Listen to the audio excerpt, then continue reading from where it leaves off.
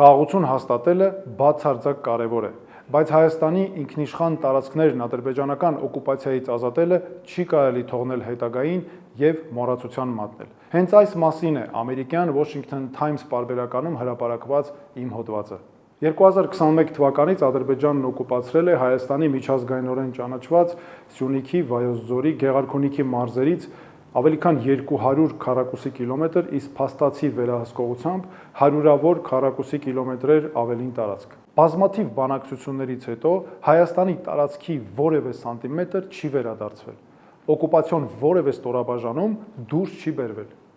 Զինված ուժով ստեղծված ռազմական իրողությունը պահպանվել է, մինչդեռ դիվանագիտությունը շարունակվում է այնպես, կարծես այդ փաստը երկրորդական է։ Գործընթացն իրականում պետք է կապվի պարտավորությունների հետ։ Հակառակ դեպքում սա վատ նախադեպ է, սխալ ուղերձ, թե ադրբեջանական ղեկավարությանը, թե վատ դերակատարներին ամբողջ աշխարհում, որ զենքով ձեռք բերված տարածքային նվաճումները կարելի է պահել անժամկետ պայմանով, որ բանակցությունները շարունակվեն։ Սա ազդանշան է, որ եթե նրանք սպասեն, ապա ստացվում է կարող են զավթած նորինականացնել ու խուսափել պատասխանատվությունից։ Անցյալ տարվա օգոստոսին արձանագրված Թրամփի ուղուն վերաբերող համաձայնությունները հետաձգել, գուցե նույնիսկ տապալել են Սյունիքը զավթելու ադրբեջանական ծրագրերը։ Տրանսպորտային միջանցքների, տարածաշրջանային ինտեգրման կամ վստահության ամրապնդման մասին համաձայնությունները չեն կարող գոյություն ունենալ, եթե զուգահեռ շարունակվում է տարածքի բռնազավթումը։